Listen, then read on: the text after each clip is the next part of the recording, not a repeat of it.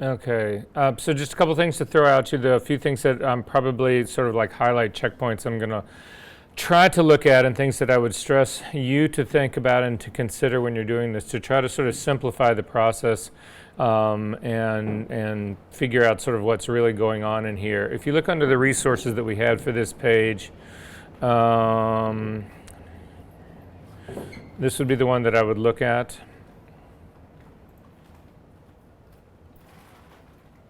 Yeah, let me just do this from a different place so it's bigger and easier to see.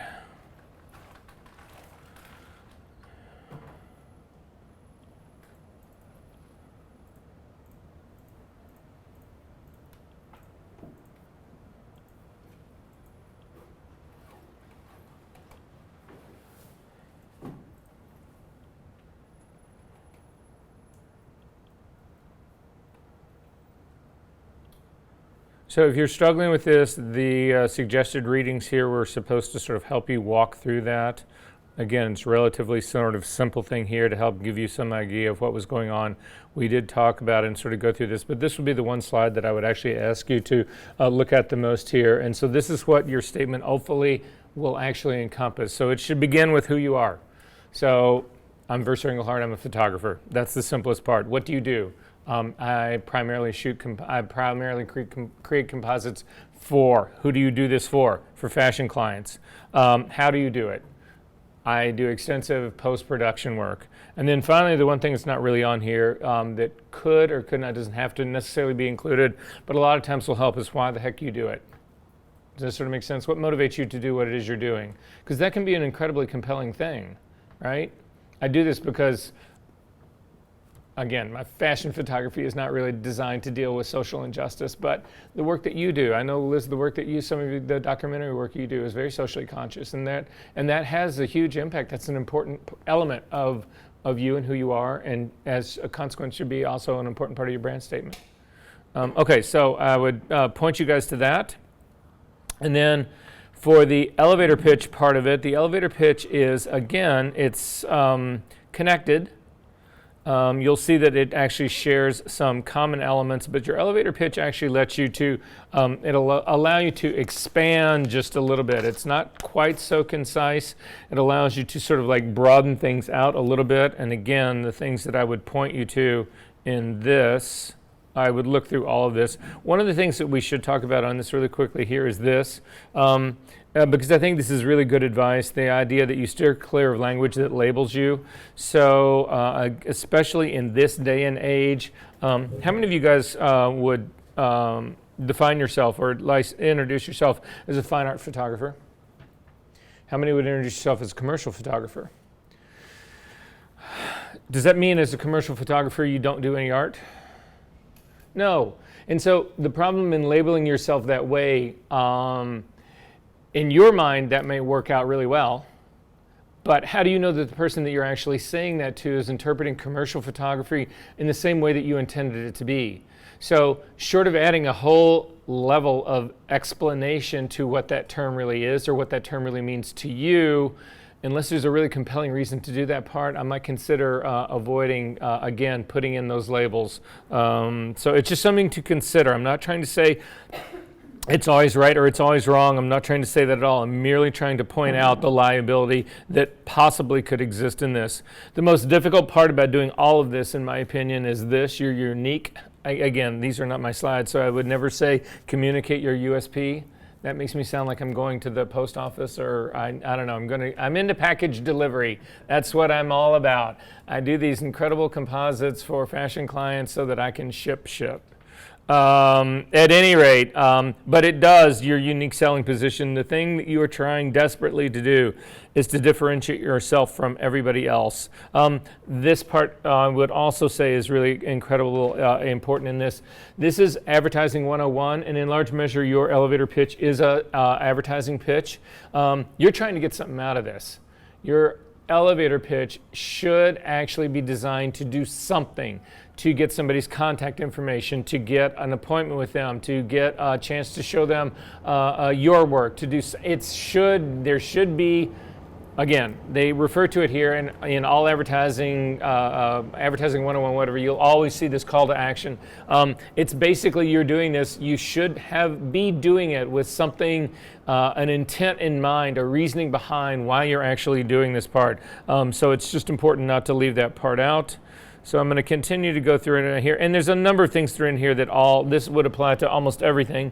This is not just about your elevator pitch right here. This would also be about your portfolio. This should be about your life. That it should be concise, clear, powerful, visual, and targeted, and goal-oriented. That sounds like all of us, or should be all of us. So at any rate, but this in the summary part would be the thing that I would say should be your checklist for your elevator pitch right here. So again, identify your goal. You would start with your name, explain what it is you do, communicate your unique selling position, and then end this up with a call to action. So are there questions about this? Again, guys, what I'm hoping for here, what I'm looking for here is your first stab at it. I am not looking for this whole class is going to be about doing something and then doing it a second time and then doing it a third time. It's about iteration after iteration after iteration in an effort to try to take something and polish it into something that can really function for you at the end of all of this. So I do not expect your first portfolio edit to be perfect. I don't expect it to be the final edit. That would be ludicrous to assume that. By the very same token, that exists for all of this part. But I'm going to tell you right now that when we get to the social media aspect of this, there's a girl who used to go to school here who was probably, I think, before all of your all's time, Chelsea Mirren, who's actually coming in here. You know Chelsea, right? So some of you guys go back far enough. Anyway, Chelsea has spent quite a bit of time with Clay Cook, who was a photographer who's like... he's more of a social media superstar than he really is a photographer. And so she has agreed to come in and take on the social media aspect of this image, which is going to start like in week 5 or 6. And I know for a fact the very first thing that she's going to ask from each and every one of you is your branding statement. Because it all goes back to, again, it starts with branding. Everything that we do has got to start with this. So I know some people are really hesitant to do this. Some people are not comfortable doing this. Some people don't like writing about themselves. I empathize with all of that because it's how I am. But nonetheless, you've got to define this, because if you can truly define your brand and your branding statement and your position, whatever, everything else that we do in this class sort of takes care of itself. So you know what kind of portfolio case to buy. You know what kind of printing you should be doing. You know the kind of presentation that you should be doing. You know what your promotional pieces should be. You know how your emails should be constructed. You know what your Instagram page should look like. You know all of them stem from this, who you really are and what it is you're really trying to put out there. Make sense? So it's important. So at any rate, with that being said, are there any questions about this part so far? All right, so I'm going to give you guys till after the break to finish this part up. But that being said, I don't want you to ignore the things that we're going to talk about and go through right now. So, shoot, I'm sorry. Should we be saying, like, I am a photographer? Yes. Okay. Again, your branding statement and your elevator pitch both would be considered best in the first person.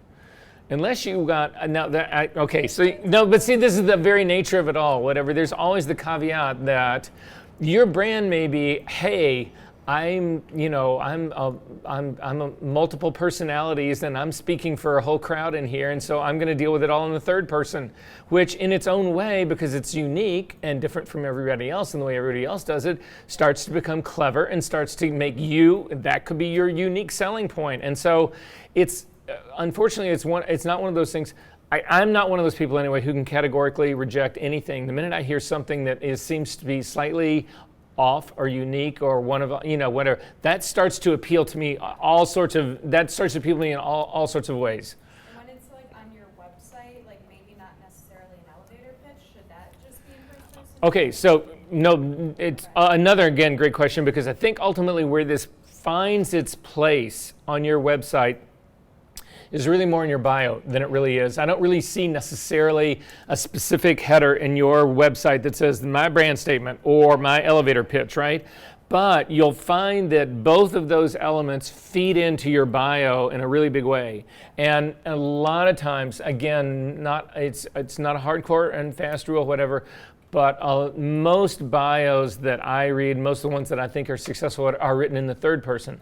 So, again, for me as my brand statement, it's sort of like, again, I'm an architect of images, I do compositing work, blah, blah, blah.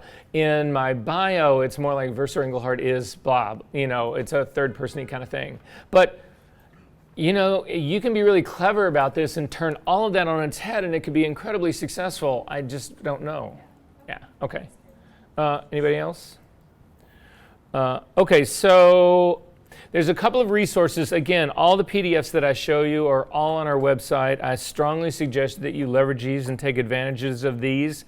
I'm going to blow through this one relatively fast, only because in my feeling about this is that it's a very generalized statement about ideas and generating ideas, but all of a sudden the very final page of this gets to the really hardcore selling point. So I just want to show you what this is. So this comes from Robert Hirsch. There's a number of books out that deal with issues just like this. But what this basically is it's a way to think about, a systematic way to think about exploring or thinking about the idea to generate imagery that you actually want to make. So, how many people in this room struggle with coming up for ideas for your work? Oh, you can be proud. We can all own this, right? And why is that? Where's the hesitation in all that? Ourselves. Say what? In ourselves. So you have doubts about yourself? Maybe not doubts, but just like having a concept. Okay. If there's enough concept to the project or whatever you want to create. Okay, so I guess if you're talking about essentially, is the idea strong enough to really invest time? Is the idea strong enough to really be able to sustain a project? Is it that kind of thing? How about the rest of you guys? What hesitates? What causes you to go ahead? Sometimes I feel like everything's already been done though, so it's like coming up with something that's even more unique and creative. Okay. How about the rest of you feel about that, about what Maddie just said? Does that resonate with you at all? So you feel like it's all been done, right? Yeah. So in that case, what do you do? Do you still just continue to put the pressure on yourself to say, I need to do something that's wholly original? I pull inspiration from other photos and then make it my own. So it turns out to be different, but this is not completely an original thought. How about the rest of you? Sometimes you just have to trust that the way that you do it's going to be different enough than anything else that's been done before. Even if it's the same thing, like it's never been done by you.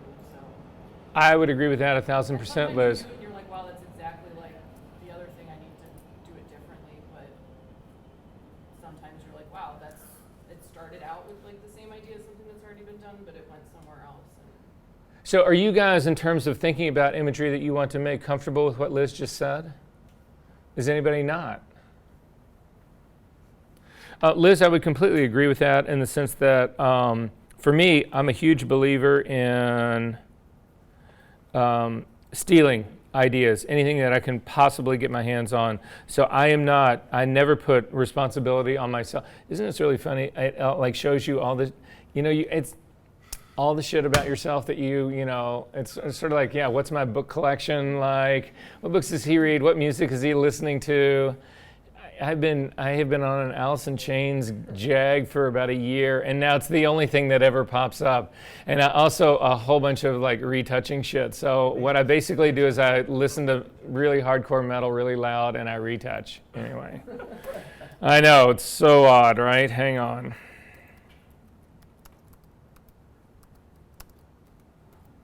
How do you spell Picasso? Picasso.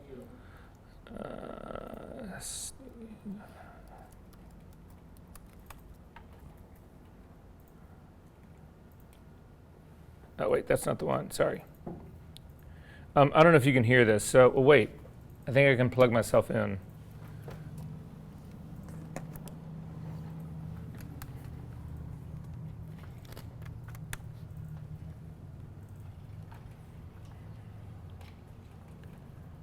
comes down to trying to expose yourself to the... Hang on. Could you guys hear that? All right, hang on.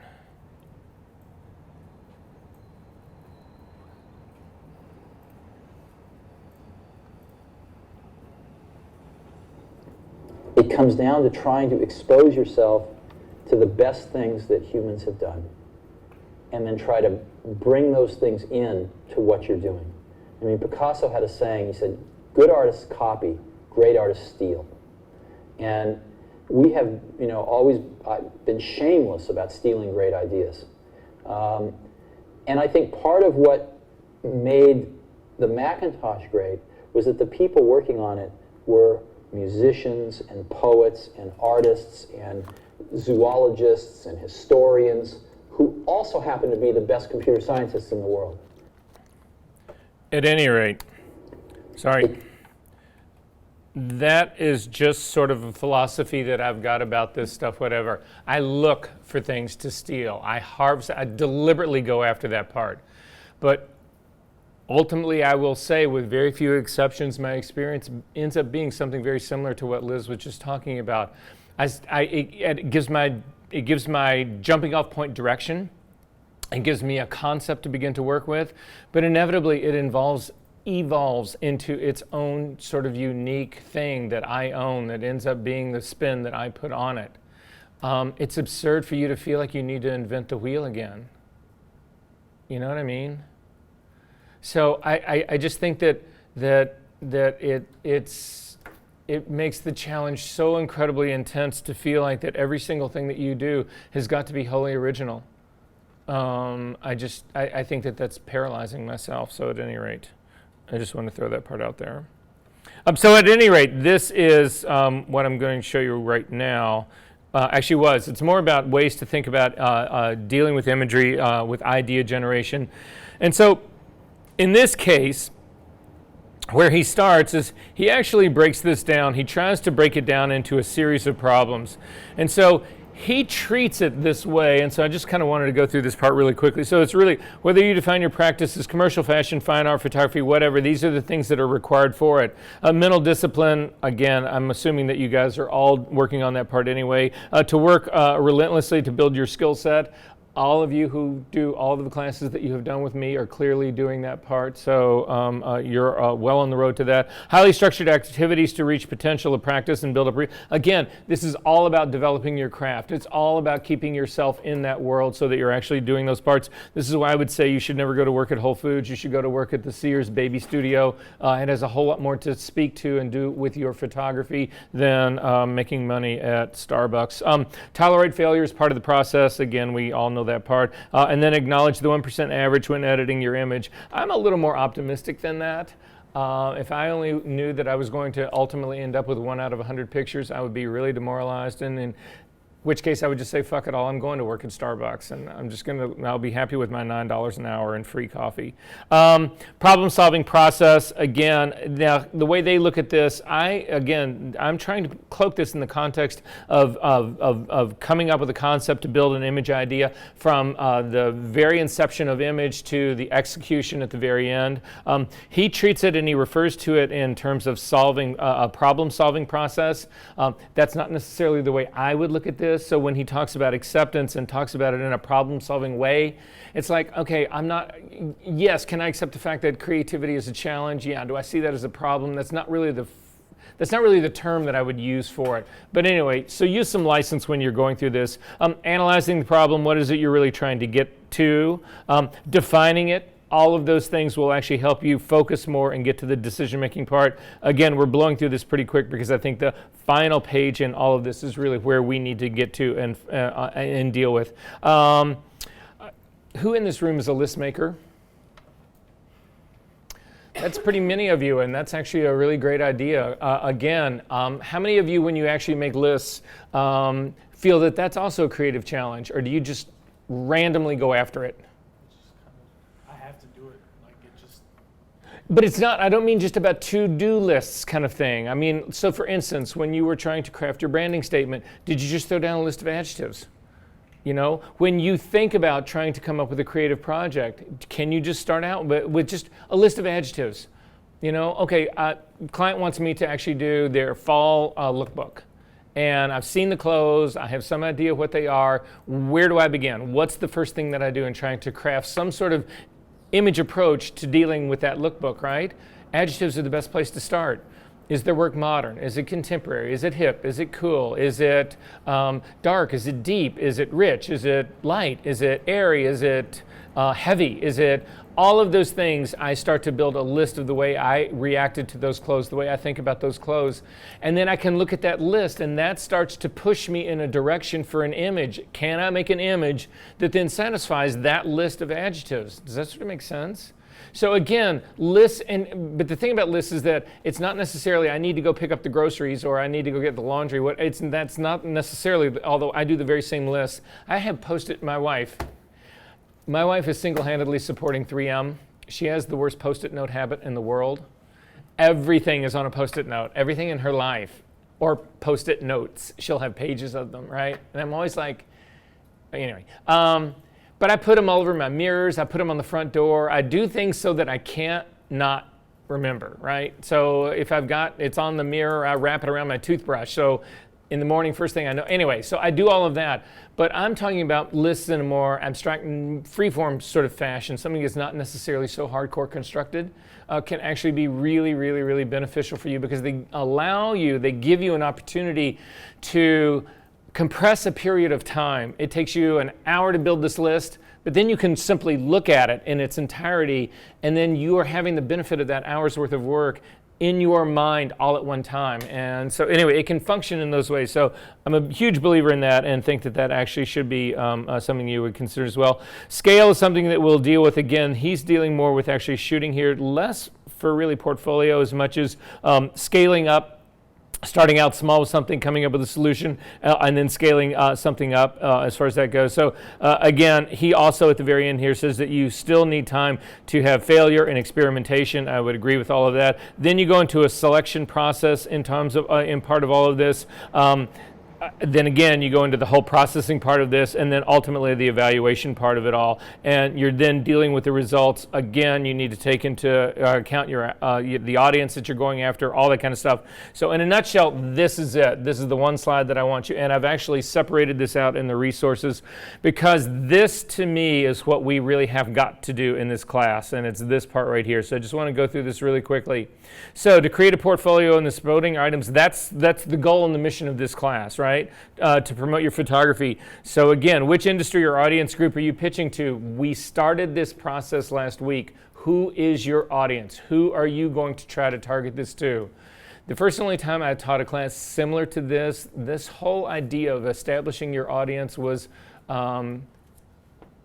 it ended up being one of the most, if not the most important exercise that ultimately ended up happening in that class, because it really gave people focus. Instead of, again, just saying, oh, I want to make these kind of pictures, or oh, I'd like to do this, whatever, you're saying to yourself, oh, I want to shoot for Vogue, or oh, I want to shoot for National Geographic, or oh, I want to shoot for XYZ Gallery, or whatever it is.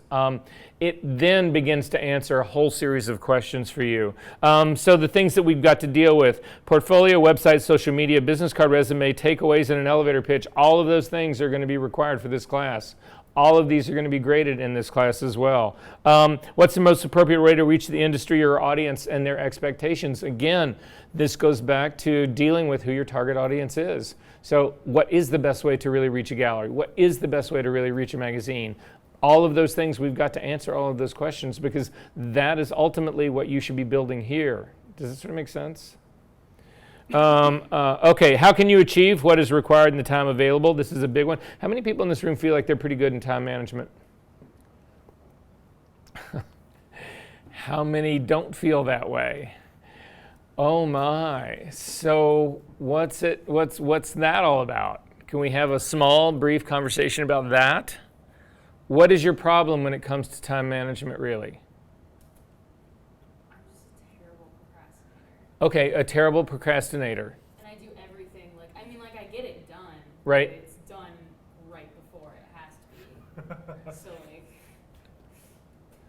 Other people. No, I'm keeping that on the table, so we're not letting go of that. I'm keeping that on the table, yes. I can get it done. It might not be perfect, but it will be done Oh. maybe like the night before. Okay.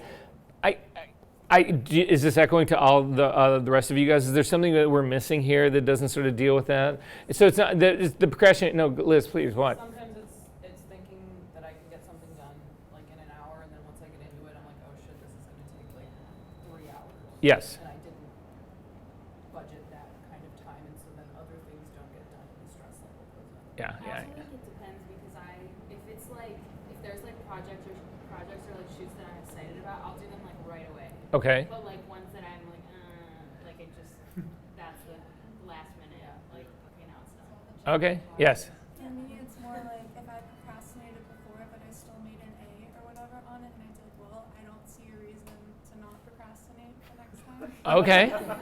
Okay. You have had that sort of reinforcement in your life. The positive reinforcement is that procrastination pays. Okay. Anything else we're like, I realize that there's a lot of, everybody has got their sort of more small detail parts about it, but so what I'm just going to simply throw out to you is this. This was my reality.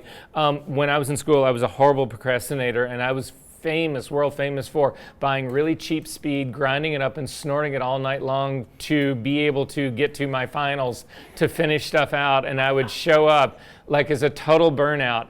And then I actually carried that drug, so that very same process continued with me. So when I first got out of school, I got a job in a foundry making farm equipment. And I worked in these gigantic steel presses. They were presses that were 40, 50 feet tall. And when they would come down, they formed farm equipment. That's what they did. They crushed metal into like shapes, right? But they would drop with 350 million pounds per square inch of pressure. You don't need anywhere near that much to lose a hand. Nothing even close to that, right? So I kept up my white cross habit because I didn't want to lose my hands, right? But I never bothered to think that, well, maybe you shouldn't go to bed at 2 o'clock in the morning and then be at work 4 hours later and be doing a bunch of shitty drugs to try to keep your hands, right? So it took me a while to learn better, but I did. And what ultimately I think changed it for me in a big way was it has to do with the consequences of the procrastination or the consequences of your lack of good time management skills. How severe are they? And so in the case of a lot of situations like this, class like this, whatever, okay, yeah, I was late for an assignment, so I got a 59 instead of an 89, and yeah, that was the consequence of it. But that's a completely different thing than if you are actually hired to shoot a job and you're responsible for the production on the job, and it's $100,000 a day, and you've been booked to do it for 10 days. That's $1 million job. When that happens, then all of a sudden you are just like, oh, the consequences of this are infinitely larger, and now I'm freaking out. And that freak out level can really sort of help you not procrastinate. So in my experience, having lived through those and having had to do those, the two things that I'm going to suggest that you do if you really want to try to break that habit. The first thing is that it goes back to your list. You build a schedule for what it is you really need to do. You break down your time and you say, okay, I need to have this assignment done, and it's going to be done on Wednesday, and let's see, it's going to take me an hour to do this, an hour to do part 1, an hour to do part 2, and an hour to do part 3. That's 3 hours, and it's going to be due on Friday. For me, I automatically double that time, and I set my deadline as Thursday, not Friday. It's just a matter of course. Yes? Can I share one? So this has been like a lifelong struggle for me, and literally like 3 weeks ago I found something that has started to help me. I will figure out like what is like 1, maybe 2 things that I have to get done the next day, and I try to make them tasks that aren't too complicated, even if it's just like if I have like 300 photos from a shoot that I need to sort through and edit and everything, I'll set like my one task for the day will just be to sort through them, because if I get started, a lot of times that momentum will carry me through the end of the task, and I will start on that before I even have breakfast. It's like I'm going to do an hour of this before I do anything else, and like it even helps me get out of bed because if I'm like, okay, I know exactly what I have to do. Sometimes like I'm like, oh, I don't want to I snooze the alarm a million times and I don't want to get out of bed because like I know I have like a list a mile long and I don't even want to look at it, but if I just know that I have like one task to do, that's enough motivation to get going, and then that can like help you not procrastinate on everything else. I think that's a great idea, because I will also say another thing about procrastination is just the inertia. It's the mere act of getting it started. Regardless of whether you're going to finish it in time or if you have enough time or that kind of stuff, whatever, it's just getting it started and not waiting to that sort of like day before desperation. Okay, it's due tomorrow and it's now or never, right? All right. So at any rate, that's sort of down here, the time available for this. Carefully research your options. Again, there's a really famous line about, they ask an astronaut, okay, something's horribly has gone wrong in the capsule. You've got 10 seconds to actually make your move. What do you do? And his answer was, I consider my options for the first 9 seconds and act on the last one. And I would say that that's probably good advice for all of us as well. Keep your options open until the very last minute. Start or continue to make work. This is something that you're going to have to do for your entire life. So what I will say to you guys, again, not some of you guys already have portfolios, but I know for a fact that all of you are in, no matter what level or stage your portfolio is at, it's at the beginning of your career. If you think that you're going to have a 40, 50-year career, whatever, you guys are in the first stages of it. And that can be frustrating because you're looking at it and you're going, this just doesn't feel good enough for me. This just doesn't feel good. This work is okay. It's sort of so-so, whatever, blah, blah, blah. And you think, well, it's going to get better, and it will get better, and then it's going to keep you. But you're always going to have, I can promise you this, 40 years from now, you're still going to be going, wow, the work I did 2 years ago, I hate, and the stuff that I'm doing right now, I'm excited about, and my portfolio is not good enough, and it's an ongoing process forever. So on that happy note, sequencing and editing, branding, and review the complete package. This is where we'll ultimately end up at the very end of this. So this is kind of the roadmap that we're going to sort of do for this class in general. So I just want everybody to sort of keep this part in mind. Are there questions about any of this? Okay. So I think all of this, I have no idea. What class is this? Is our second of these classes, right?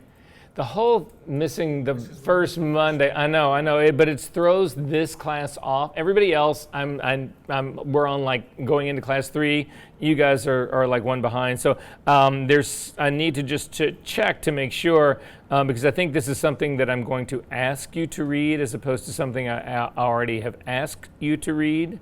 So we're going to take a look through this right now and just realize that these are, again, resources that you actually got.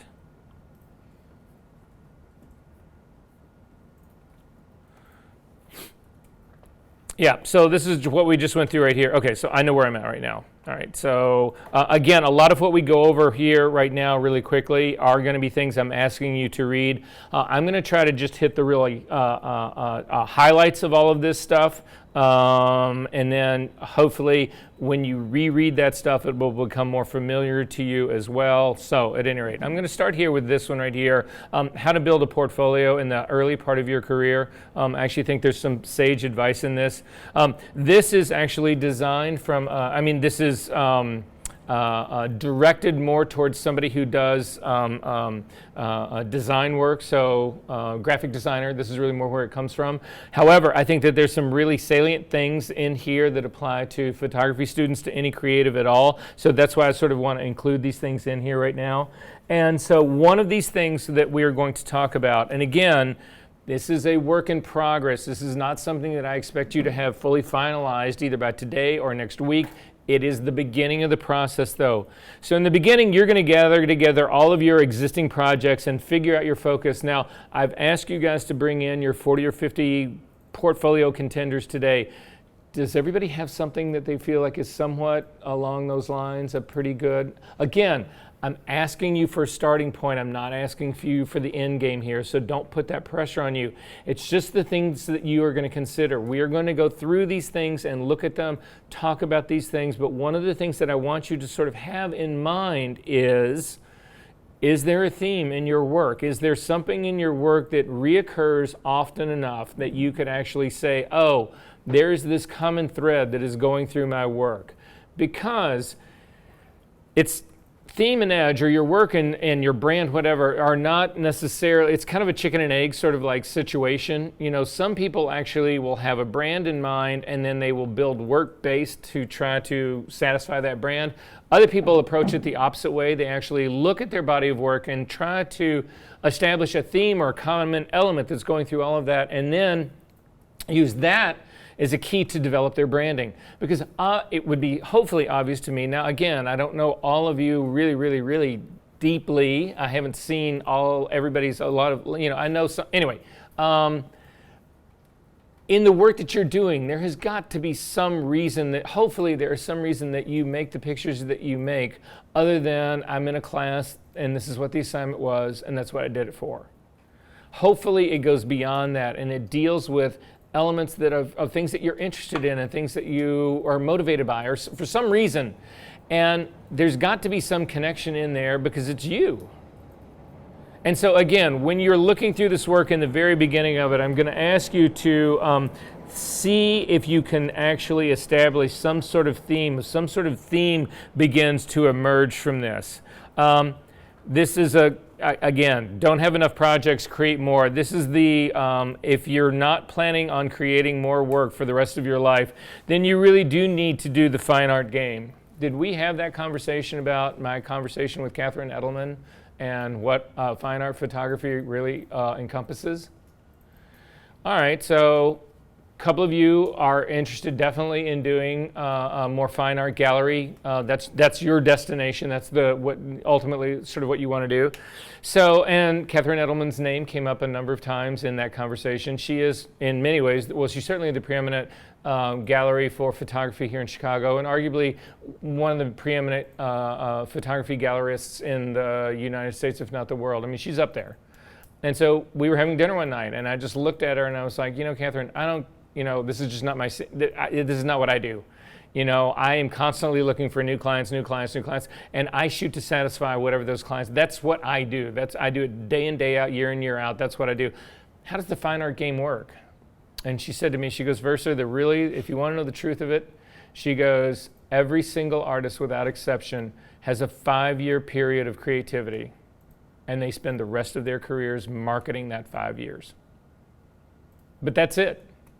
And when you think about a huge number of photographers, fine art photographers, whatever, she's absolutely right. You guys saw Robert Frank died over last week, whatever, very, very sad. Did you see a picture of his that didn't come from the Americas? Ever? No. He did one body of work, massive body of work, career changing, industry changing, incredible. Don't get me wrong, I have the most profound respect for it in the world, but for the 60 years after that, he was known by that body of work and still is to this day. And that's what she was sort of like trying to say. So at any rate, in spite of that, you're going to have to keep making work your whole life. Okay, so that's just what I'm saying, and that's what this part's about here. Organize your best work and put that work forward. So this is something that's actually interesting that sort of like comes up in all of this. I think it sort of goes without saying, how many people out of the 40 to 50 images that I asked you to bring, how many people in here have a single image in that group that you're not really proud of? Now, why the fuck did you bring it? No, I'm serious. If that's not something that you are happy about and proud about, whatever, that is the easiest thing to edit out. So we've already gone ahead and had our edit number 1, right? Because that just shouldn't be in there. It just shouldn't. It can't be. You can't start already at this stage of the game thinking about I need filler, or I need support, or I need balance, or I need whatever. Those are all, it's like if you don't like the picture, I don't want to see it. Nobody else does either. And you certainly don't want to show it, because the worst thing in the world that could possibly happen. Well, the worst thing is that you'll get no work, because everybody thinks you're showing them really shitty work. The second worst thing that happen is that you get a ton of work and all anybody wants to do is hire you to make all the pictures that you hate.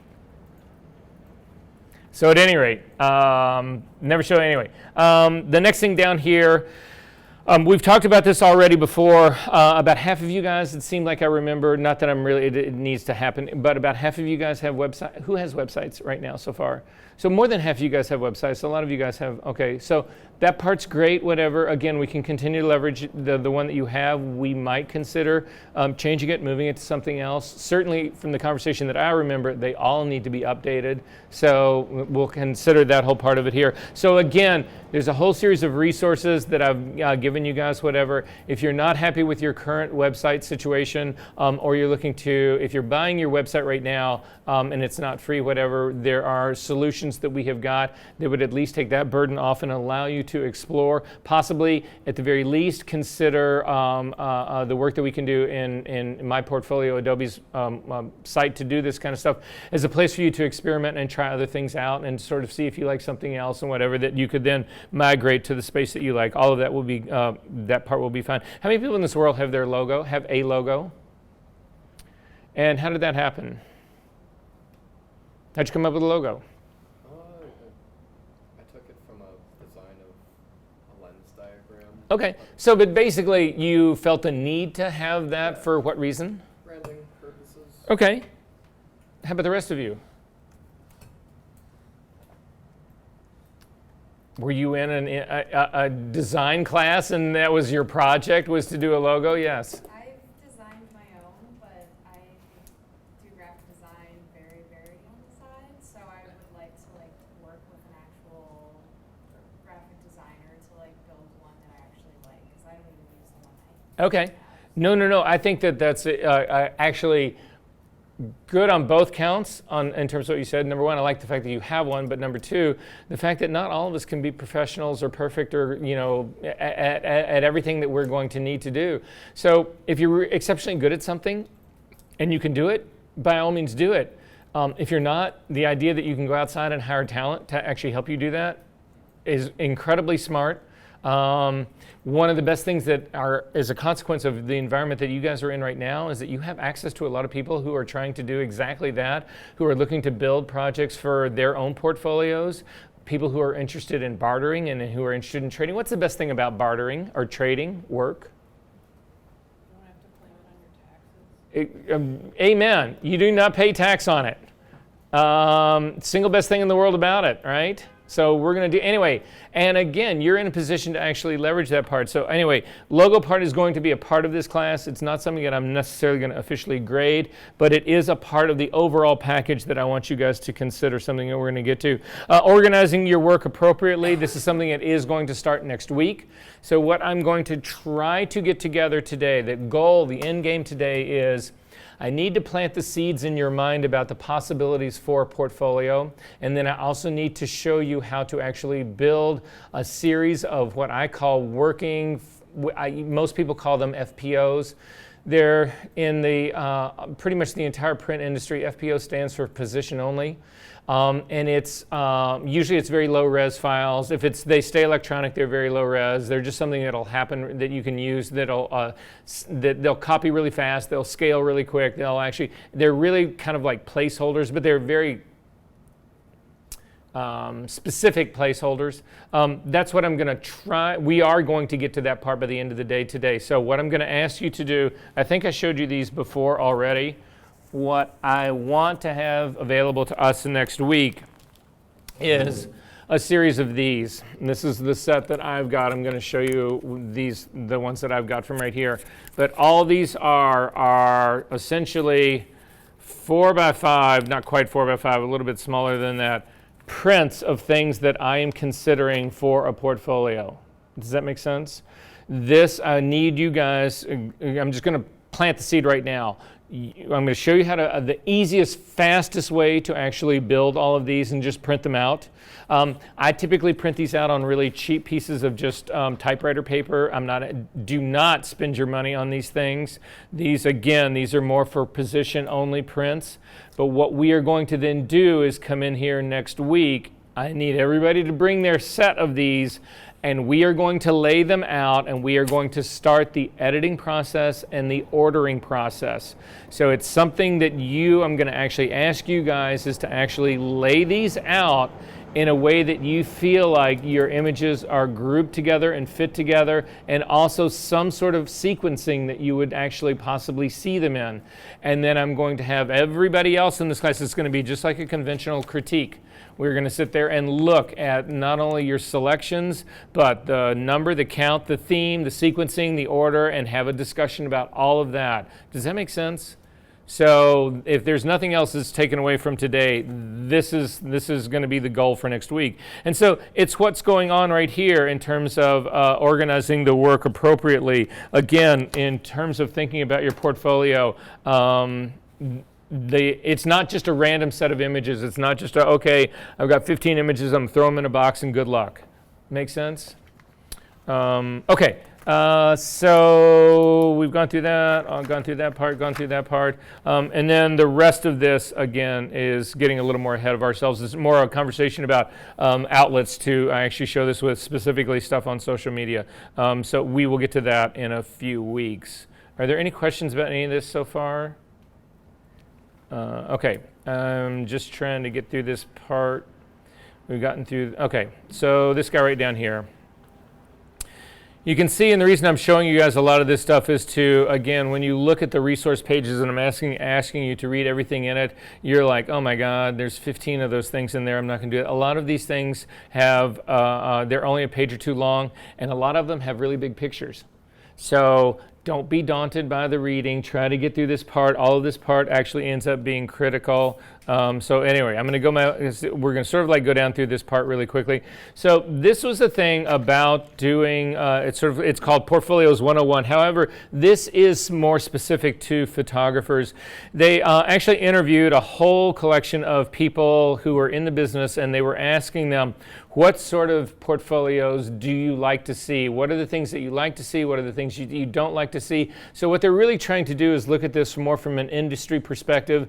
And so it is more advice to you guys in terms of when you're thinking about your target audience, what are the things that they like that they're responding to? What are the things that they don't like that they're not responding to? So I'm going to go through these pretty quickly and just want to talk about a couple touchstones right here. And the first one is this: what should really go into a photographic portfolio? Consistency is the number one thing that comes up. How many people in this room feel like you have a unique style? That's okay. Own this, people. You can be proud of this. How many people just feel like your work is fucking all over the place? Okay, there is a problem with being all over the place. Not an insurmountable problem, but this would be the extent that I will actually go to. So I'm going to do it more in, again, a sort of like professional context. Let's say as a photographer, I was interested in shooting fashion, which I'm interested in shooting, beauty, also interested in doing that, but I also wanted to do landscapes and weddings. Now that's 4 separate things that I've actually named out: beauty, fashion, landscapes, and weddings. The truth of it is, the beauty and the fashion can actually go together. They can function together. They actually complement one another, so I would never hesitate to actually put those together in the same portfolio. However, starting to throw wedding photography into a fashion book, I have lost my audience. The wedding people that I could speak to about it see all the fashion shit and they go, well, I'm not a fashion model, so I don't want to hire this guy because he's only used to working with beautiful people. And then the fashion people are going to be looking at it going, what the fuck is the wedding shit in here? I want somebody who's just a pro that all they shoot is fashion and beauty. That's all I want, whatever. So in putting together 2 of those elements that don't necessarily connect with one another, I have lost both of them. I don't get either one of them. So when we talk about consistency and or style in this, it's not to say that you can't have multiple disciplines. You can. You simply cannot advertise them, show them in the same light. So if you are thinking about a career as a fashion photographer and a photojournalist, in most cases, people would argue you not only have 2 different portfolios, you've got 2 different websites, you have 2 different names. So Verser Engelhard is a unique enough name. If all of a sudden you hear there's a Verser Engelhard wedding photographer and a Verser Engelhard fashion photographer, are you really going to think those are 2 different people? No. So one's John Engelhard and the other's Verser Engelhard, or one's John Verser and the other is John Engelhard, whatever. You guys get where this is going, right? Separate websites, separate identities, separate brands. Does this sort of make sense? However, within whatever discipline that you want, consistency is key to this. This goes back to, people will always say this, oh, I'm a jack of all trades, right? king of none. Who do you want to hire? Who do you think people want to hire? The market is so full of photographers right now, people can afford to hold out for only the best, and that's what you need to be. Singular vision, right? Okay. So anyway, consistency, the first thing is you actually go into a portfolio. It is important to have a recognizable style, and you need to start thinking about that part. Take your cues from your work as much as what you put into your work. So if you are, again, thinking about your work, this goes back to the list that I was asking you to make. If you had to come up with a series of 10 adjectives that described your work, could you do that? Well, then let's do it right now. Whip out a piece of paper. Not even 10. Give me 5 adjectives that describe your work.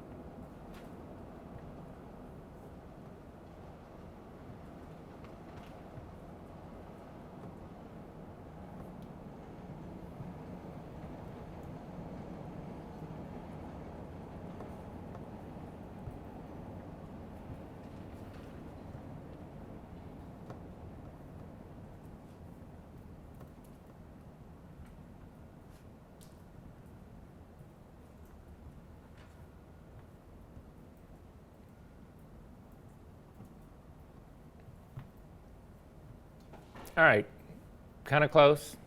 Doesn't have to be all 5. I want you to keep finishing this list, but then I'm going to ask you this now. I need everybody, so I'm not going to ask you to read your list to me. I'm going to ask you, looking at your list, does that describe every image that you brought for us to consider today?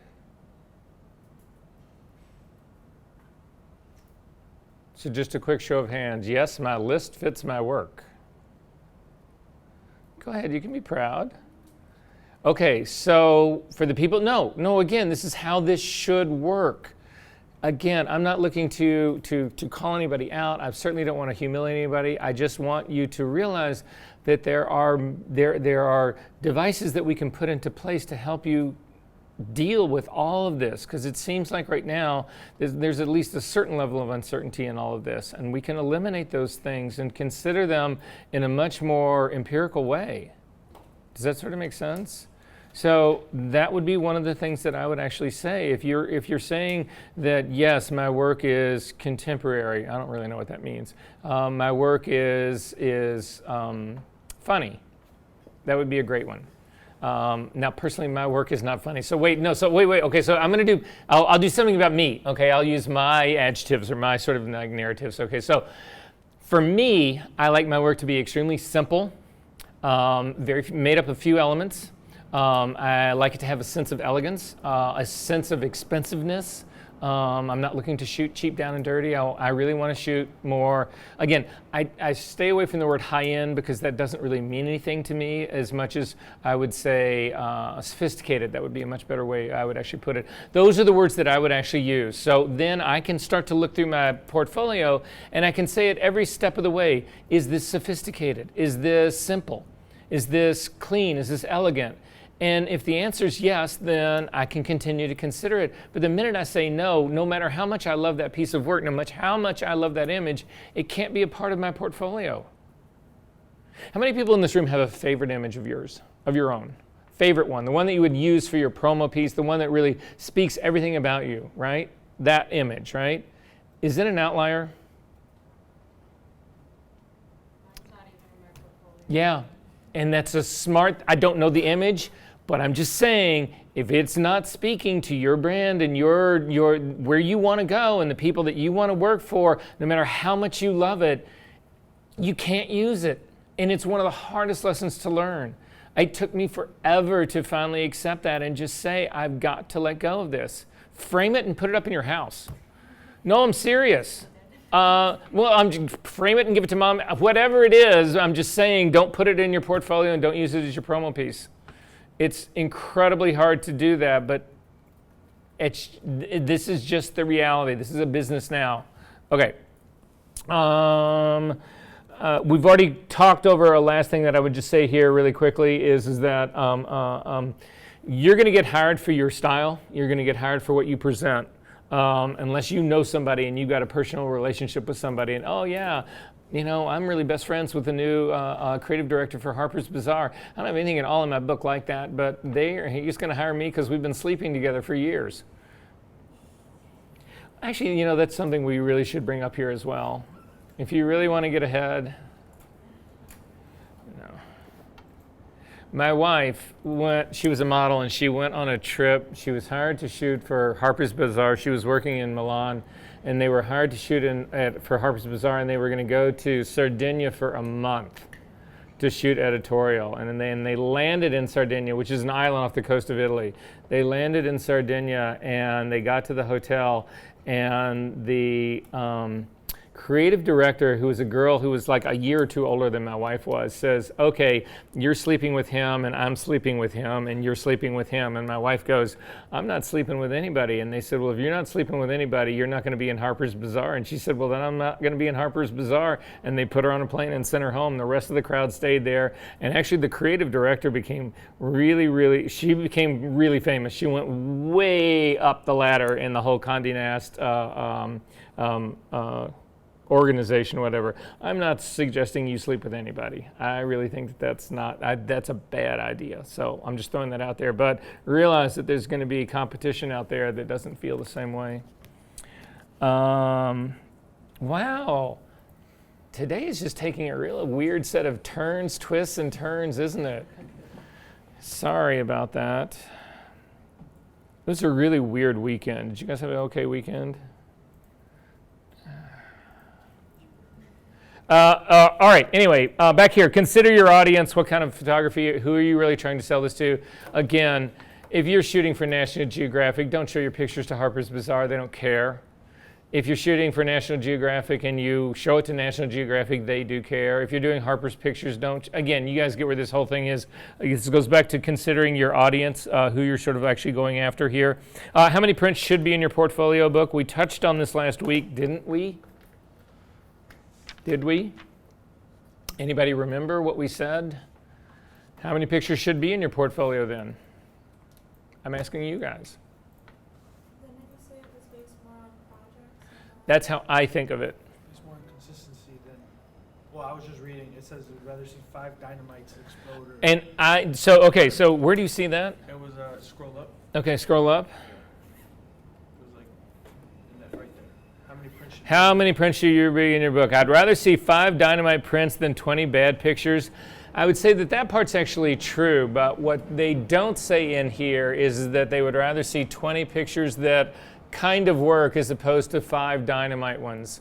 Again, you show somebody 5 pieces of 5 pictures of work, whatever, they're going to think, okay, this person's been working for 3 months and I'm not going to put a huge project in somebody's hands who's only been working for 3 months. You've got to show depth, and it's constantly a balance between the two. But I'm telling you, because I hear this all the time, oh, just show me 10 great prints, whatever. That's all I ever need to see. And that is bullshit. Do not believe that. You won't work for anybody by showing them 10 prints. I'm telling you this right now. I don't care who you are. Okay.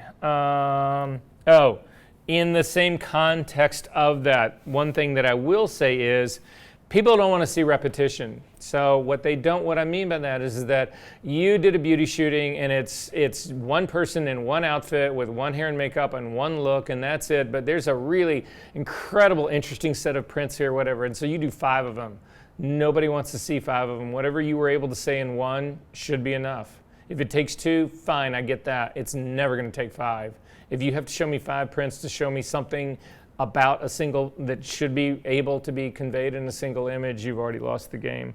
That's not to say that you can't do clever things like triptychs and diptychs and that kind of stuff. You can play those games. I'm not trying to knock that out of your consideration, but I'm just trying to say, do not approach something and say, God, I love this picture, this picture, this picture, and this picture. Those 4 pictures really sum up everything I was trying to deal with here. You've got to, again, narrow it down. Nobody wants to look through that much work. Okay, what should your portfolio look like? I'd like suggestions from here. What kind of book should you really have? We're talking about now not online portfolio, I'm talking about physical portfolio. Go for it. I think it should be different for each photographer. So if you're doing high-end fashion, maybe have like, I don't know what the paper's called, but like a little bit of a thick kind of like nice photo paper. But Okay. if you're doing like a, I don't know. I've seen some portfolios like printed on like paper they made themselves too. Oh, sure. So I think it depends on like the body of work you're trying to make. Okay. But I don't know, like, are you looking for like the form or like? I'm looking for everything. I'm looking for materials, the form, the size, all of that. And I'm just curious what you guys think. Yeah, I think it's different for everyone, unless I there's feel standards. like it just depends on your audience too. Depends on your audience. Other things? Maybe the one most important thing? Money, like how much it's gonna cost you. I'm going to shoot myself. Are we talking about format or physical, like, book at this point? Right now, what I'm asking is that what in your all's thinking right now at this stage of the game, considering a print portfolio, what should it look like? So form, materials, all that kind of stuff. What are you thinking? Any of those things? I like the way that we were talking about. Some people do homemade paper. Some people, construction becomes a big issue, and we're going to deal with all of that. My question to you, though, is what really defines that for you? The work. Your brand. Thank you. It's your brand. Whatever you were saying in your brand, whatever you're doing in your work should be reflected in your portfolio. So if you're the hand-built, fine artist, everything is homemade, you do it all yourself, whatever, the fact that you make your own paper and that you then bind your own book is all that kind of makes sense. That's who you are. That's who your branding is, right? But if you're somebody like me, they are not looking for homemade from me. They are looking for high-end leather embossed, slick, as expensive a paper as you can possibly lay your hands on. That's what they're looking for, right? And that's the audience that I'm trying to speak to, and that's who I see myself as being. So it is all defined by that. Does this sort of make sense? That's why this branding thing, I hate to keep pounding on this, but that's why we keep going back to that part. So, and that's not to say that the money is not an issue in this, because the money is definitely an issue in this. I agree with that part. So when I will say this, somebody said this to me once long ago, and if you guys take nothing away else from today, this is the one thing that you should have tattooed on your ass. It's the one thing I was always thinking I should have gotten, but I've lost the space, too many words now. Anyway, what you lack in money, you make up for in creativity. So whatever it is you're trying to present, you can present. You can get there. If you got a ton of money and you just want to throw a ton of money at it and that works for you, that's great. But if you don't have a ton of money, that doesn't mean you can't do it. You can. Next thing down. This is getting a little ahead of it. This is once you actually assume you've already got it. How many portfolios should you guys make? One for each field. Anybody else?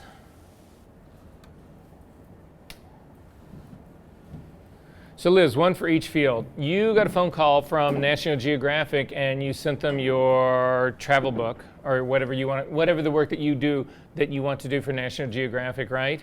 But then all of a sudden Explore magazine calls you the very next day and they're here in town and they just want to see you, they want to meet you, they've seen your website, they love your stuff, they want you to bring your portfolio book by so that they can actually talk to you. But it's in the mail going out to National Geographic. Right? So what a lot of people will say that you should do is a minimum of 2 books. And the reason it is you want one to ship and one to have with you the whole time. So again, there are ways of getting around this part. Is the book that you ship your print book, and then do you just keep a iPad version or an electronic version of your something that you can actually show to somebody? In most cases, you guys are not going to be hauling around a portfolio of your print portfolio every place you go in life, whereas you could do that with an iPad. So the advantage of doing it on an iPad is that it's immediate and you can carry it with you all the time. It's just not that onerous to do, right? Yes. You know how like Columbia will have like portfolio reviews and fairs? Yes. What would be better for like people that want to come and see like alumni or graduating kids work, like an iPad or like a physical copy? For me, it's always about the physical book, and I think that 90% of the photographers out there, people who come to review, the people who come to like Industry Net, whatever, that's what they are looking for. Because you can do so much more than you can do on an iPad. An iPad's limited in size, it's electronic, there's nothing really tactile to it, it's not a physical thing. People want that experience, and it's certainly if it's people who are doing print work. And that becomes the really bigger issue. So if you've got somebody so I know that there's some people in here who are thinking about doing food. I know my classes are beginning to cross over a little bit now. So there are people in some of my classes that are interested in doing food. If craft comes to see your portfolio, whatever, they're going to be interested in seeing how your stuff looks in print, because so much of what they do is print, packaging, and all point of purchase display and all that kind of stuff. So it's just something that would be what I would consider. But think about it. What would you like to look at? Something physical probably. Yeah. Something that you can touch, that has a paper feel to it. All of those things, whatever. I mean, for me. Yeah, I feel like I'm always, on my phone scrolling. Right. Finding other And also imagine, what do you really want on your walls? The things that you consider to be the most precious that you would frame and put on your walls. Are they going to be electronic frames? Or are they going to be beautiful prints? That's where I would go.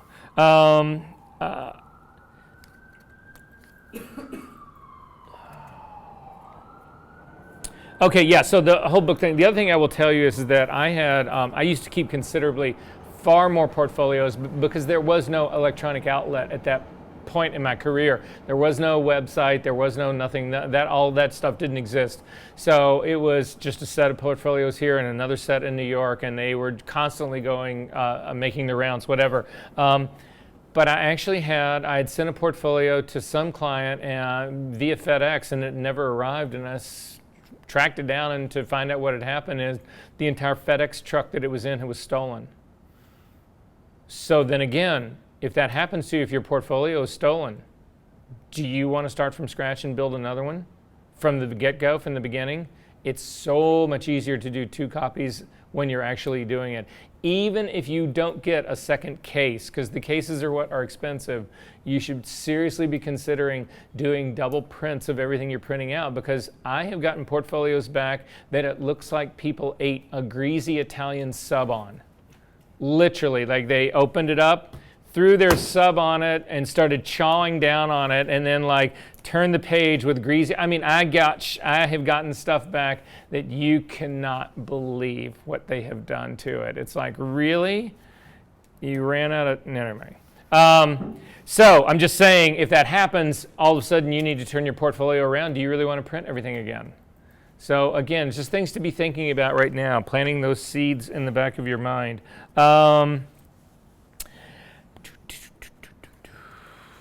Yeah, the rest of that part we don't actually need to deal with right here. So again, I'm going to ask you to go through this part. Hopefully these things will help, again, establish this whole part better in your mind in terms of all of that. There's a thing in here about creating successful portfolios. It's a little bit longer than I really want to go through right now, specifically in this class, but I do think this particular part right here is something that we should actually consider and have a conversation about. So it's the 8 portfolios do and don't. So again, you'll see this ends up being, a lot of times it's just a reiteration of what we've already been talking about here. So the first one is define your niche. And again, this goes back to your unique selling position, the thing that you can offer that no one else can actually do. So think ahead. Again, you are planning this out. You are not trying to put together something just for today. This is ultimately, I think, for most of you, what you're hoping to have in place and really tightened up by the time you graduate from Columbia College, so that when you actually start this whole journey, you are prepared. You're not just starting it then. Do figure out what's missing. Now, this is going to become something that we are going to deal with in a big way next week, is once we really start to do the edit and sequencing part of this, are there holes in your portfolio? Are there weak points in your portfolio? Those then give you the direction for what you need to shoot next, right? You need to plug the holes. You need to, if there's a weak area in your book that you know should be strong, those are the things that you need to go after. So it's no longer just this random, okay, I'm just going to make some cool pictures, which may be what has driven you up until this point. She says in here, don't shoot what you think that the client wants. And I'm going to expand on this part just a little bit. I don't necessarily think it's don't shoot what you think a client wants. What I would actually argue that she's trying to say here is that don't shoot what they already have. So again, in my case, I can do Steven Meisel pictures damn near as good as Steven Meisel can do it, but Vogue already has Steven Meisel. So if all I'm showing them is Steven Meisel pictures, they're going to think, again, the fuck am I going to hire you? I've already got Steven Meisel. So even though you need to take into consideration who your target audience is, you need to be making work that is directed at them. To show them what they've already got is pointless. They've already got it. Don't go it alone. You guys have a really good support structure right here. There's this class, but all of you guys have got really close friends that exist here, and all the people who exist here are creatives, they're artists. Some are in different fields, some are in different groups, whatever, but you will never meet this big a collective of people who are like-minded, who do what you do, that you can tap on and just say, hey, can you look at this and tell me what you really think? And people who will really do it. Once this leaves, your whole pool here is going to become diluted, and you're not going to have as access like you've got right now. Yes? I'm sorry, I can't hear. Either speak up or let the train pass.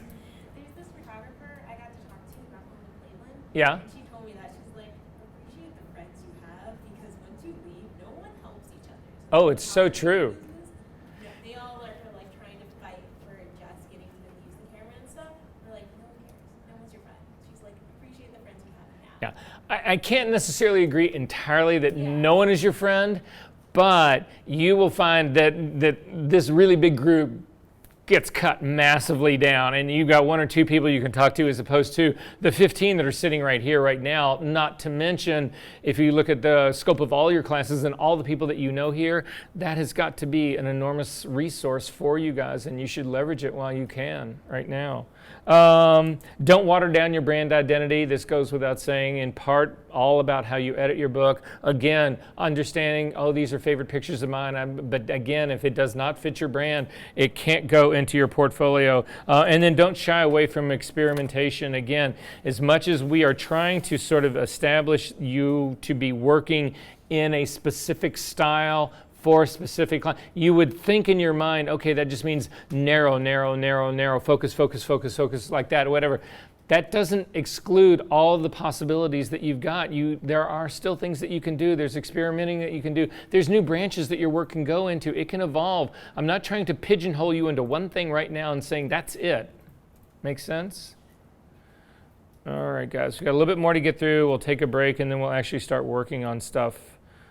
Serious stuff. That's all I'm going to go through in this part. There's the next part about this, and some of what I like about this is that here these are people who have actually been in the industry, and they do, it's like a Q&A thing, and you can really glean a few tidbits from all of this. Again, they're all of them are only a couple of pages long, so there's some of it is worth going through. Some of it is a little predictable. There's a section in here about online portfolio that I'm avoiding right now that we will deal with when we get to the online part.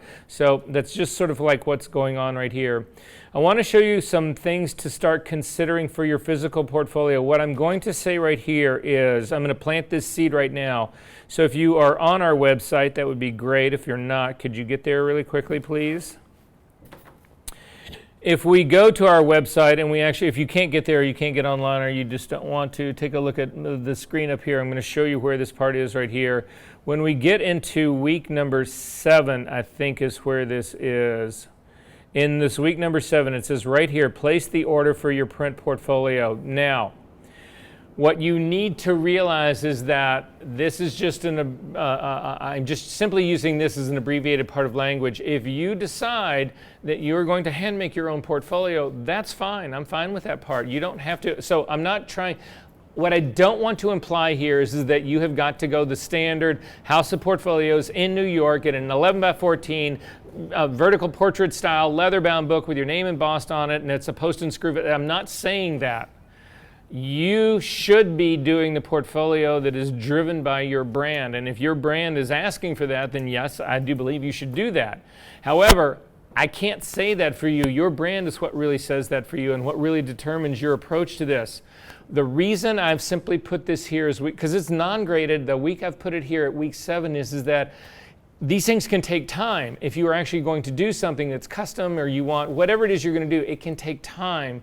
And in order for you to have this back into your possession so that you can put this whole thing together, then you're going to have to do this by the middle of the semester here. So the reason I point this out now is that we are going to look at some of the options that you'll actually have for portfolios right now. Those all should be feeding into your mind, knowing that this eventual deadline is going to come. Now, if you already know what it is you're going to do and you want to order that mother today, go for it. But what I don't want you to do is, we've got 14 weeks of this class. If you order your portfolio in week 13 and it is a custom book that someone is making, you will not pass this class because you won't have anything to show. Instead, you will actually be up here with your all your prints that are clipped together with a stapler and saying, I've decided to go this route. I really want this more sort of, organic-y, handmade kind of thing. I've decided that, that was my move. Does this make sense to everyone? So the reason I'm pointing this out is that this is going to lead into some of the things that we are going to consider and look at right now. So we're going to blow through this part reasonably quick. I think we can get through all of this in the next half hour. Hang in there with me, guys. I know that this is, if it makes anybody in this room feel any better, teaching this class is just as painful as taking it. That's not true. I love each and every one of you. You are like children to me. I never wanted children. I never wanted pets. And I don't want plants either. My wife got 1 out of the 3. But then she doesn't care about the fucking plants. So wait a second. Who in here has plants? Okay. Plants. Or plant. Something. Okay. So I didn't want kids. I don't want dogs. I don't want fish. I don't want birds. I don't want any of that stuff. Anyway. And then I was like, and I don't really want plants either. I had this very pure aesthetic, and I think I'm scarred from the whole plant thing because every single location job that I ever was on in my first probably 15 years of my career, an art director would look at a picture that I had done. They would look at Polaroids, because again, this is before the point where we were doing this all digital. They would look at a Polaroid and they go, there's this hole in the side there. Why don't we put a plant in there? And it was always like, let's just stick a plant in there. That was like the solution to everything. And it was like, well, number one, I fucking hate green. And number two, plants is green. They go just dark in an image. So it's just like, so wait, you're just gonna put this dark black thing in the corner back there? No, I don't want any of that. Anyway, so fast forward, my wife's got like all these plants, and all of a sudden she goes on location for 2 weeks at a time, and guess who gets to take care of the plants, right? So then I develop a relationship with them. It's like, if they're sick, I get bummed out. And I'm like, what? No, you can't die on me here. So I'm like taking them outside, and I'm like checking the water the whole time. And what am I doing? Am I killing you? I don't mean to do that. I'm talking to you. I'm playing the right music. I'm trying to do all this shit, whatever. And then my wife will come home and go, wow, that just looks awful, and throws it out. And I'm like, wait. I name them. You can't throw Fred out. And I'm like all attached, and she's like, seems so wrong. Okay, wait. All right, so back. Elements that we need to consider for your portfolio that we're going to actually talk about here. It goes a little bit beyond your portfolio, but these are all things that you need to start to think about right now in conjunction with, the direction is your branding right here. So, brand again. Most important thing that we can actually be considering here, because this is what should be really driving the bus. These are the elements that you should be considering and the things that are going to come up. A logo. Now, some of you could argue, and again, I'm going to plant the seed right here. Some of you could argue that the absence of a logo speaks to your brand, that your brand is logo-less. And maybe that's true. If you can convince me of that, then blow off the logo part. But I would argue also that a logo can actually be a really, really, really important thing, because what a logo will allow to happen is that you're trying to build relationships over the course of time, and whereas your work can evolve over time, your logo in all likelihood and your name will in all likelihood remain the same. So as people are becoming familiar with your work and seeing it over a period of months, days, years, whatever, it's something that oh, I recognize this. Oh, I've seen this before. It can be as simple as something like that. So I would never suggest you use a bad logo, but I would suggest if you can actually develop one that speaks to your brand, that you feel good about, whatever, it's a good thing to have. Cover design, this would actually speak exactly to your portfolio. So now we are talking about the actual physical book. And what is it you're going to do? Is your cover, again, leather? Is it softbound? Is it hardbound? Is it metal? Is it acrylic? Is it wood? All those, every single possible material that you could think of, somebody has made into a portfolio, again, as a consequence of their brand. So I will show you there's a lot of resources for places. Again, if you want to do embossed metal, if you want to go in and get somebody to weld a portfolio for you, that can actually be done. It's really try to keep very open mind about that kind of stuff. A name and a cover page, I will show you what these look like in a second, but one of the worst things that can happen in a portfolio is that people open up the front cover and they hit an image. That is the last thing in the world you want to have happen. You want to slowly introduce and walk somebody into it. Imagine going to a restaurant for dinner and you sit down, and instead of them saying to you, "Can I get you a cocktail before?" they just throw food in front of you and say, "Well, that's your meal, see ya." You know, you want to be eased into it, drawn into it, paced into it. You want to have that be an experience, not like just, "Here, this is my work. Hope you like it." Unless, of course, that's your brand. The interior imagery pages, again, this is what most people think about when they do think about a portfolio. In this case, they do tear sheets as optional. In my portfolio, because the majority of my work is tear sheets, my tear sheets actually are my image pages.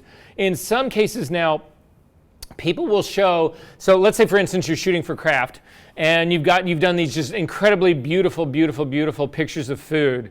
And then Kraft takes those really beautiful images and they put type fucking all over them. There's a coupon on one side, there's a barcode on the other side, there's a big splash Kraft across the top, there's there's all sorts of taglines and a bunch of copy about the promotion that they're running, and it just ruins your picture. What a lot of people will do instead is that they will have that beautiful, pristine picture in your portfolio that doesn't have any of that shit on it, but then they will show the tear sheet of that at the end of your portfolio, because you're saying, "You see, I did this for Kraft." And that gives you an accountability that that picture on its own may not convey. So you show them the beautiful picture isolated by itself, but then you show them the thing that also buys you credibility by saying, "You see, I've worked for this person, this person, this person, this person, this person." Tear sheet and that credibility is huge.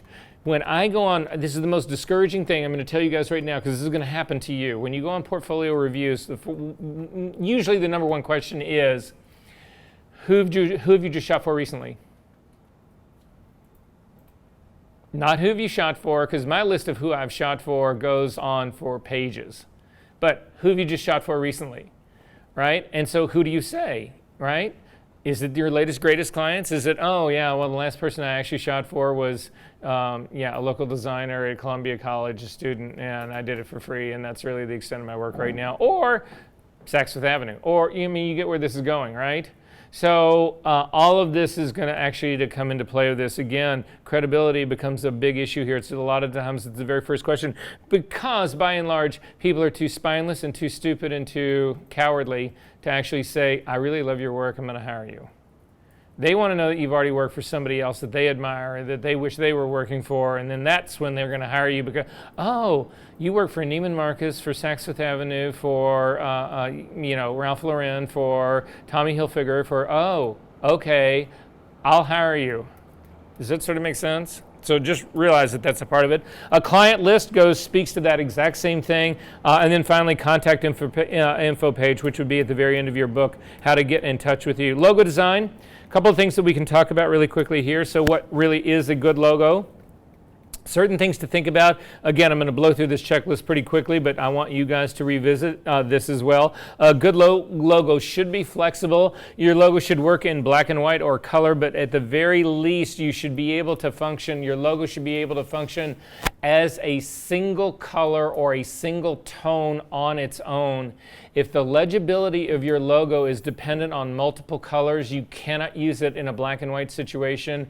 If it's dependent on too many weird other possibilities here that only work in one way, you're really limiting what you can do with it, and that wouldn't be a smart thing to do. It should be appealing to your customers, so I think about these sort of things all the time. When we think about the logo that, say for instance, Betty Crocker would use on some pudding package. I think Betty Crocker's logo is like a wooden spoon or something like that, and that makes absolute sense, right? But that's a completely different logo experience than Nike. Why? Two different audiences, right? One, I'm trying to speak to, the homemaker, whether that's mom, dad, kids, whatever. That's who I'm trying to speak to buy the pudding. Or Nike is, I'm aspiring to anybody who wants to be an athlete, who wants to be a Nike star, that kind of thing, whatever. And the logos respectively speak to both of those audiences. So again, part of your audience is going to drive the logo that you ultimately come up with. Again, this goes back to all the other stuff that we've been talking about here. What is your target audience really looking for this? How would your logo sort of imply that? Should be memorable. I would agree with that part, but this is the takeaway that I would say the most important of all are both these points at the beginning and the end. It should be flexible, but it should also be simple. Simple is easier to remember. What it's not. Again, a logo is not always literal. Please do not think that as a photographer you have to have a camera in your logo. So even though you have an O in your name, don't turn it into a lens necessarily. Again, maybe it does work, maybe not. I'm just saying, something to consider. It's not about you, it's about your brand, not about who you are. Again, it's not trendy, and I cannot echo this enough. Do not get into drop shadows and reflective type and doing all of that kind of shit. That is not where you want to go with this. You will use it for 6 months, if that, and then you'll throw it away and you'll do something completely new, which defeats the whole purpose of doing it in the beginning. It's also not an advertisement in this. Again, this should be something as a recognizable thing about you. So it should be simple, it should be memorable, it should be timeless. Don't you love this? I'm just blowing through all of this. How do I do a timeless logo, right? Simplicity, it goes back to that, simplicity. Versatile. Now, it gets into a very specific here, and it says that your logo should actually be in a vector format. How many people have no idea what that means? Okay, so typically when you start out your logo and you're trying to design a logo, usually you'll be using elements of either stuff that you're pulling off the internet as visuals, stuff that you can trace, stuff that you can actually, or it'll simply be letters that you put together in a certain way. But a lot of people will do this work in Photoshop to put together, again, this is where you're doing the whole brainstorming part of it, right? But when you get to the end of it all, what you want to have, what you ultimately need to translate it into is what they call a vector. And the way you can think about a vector is this. I'm going to show you on this board really quickly.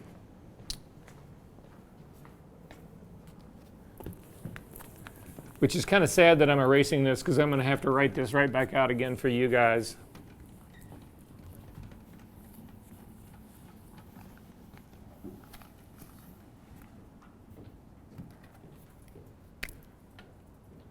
Okay, so you can think of the letter A in two different ways.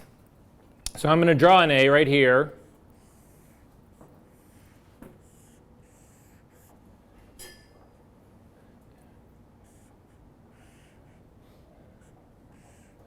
So that's one A right there, right? I'm going to do two versions of this A. See how good how good my duplication is going to be.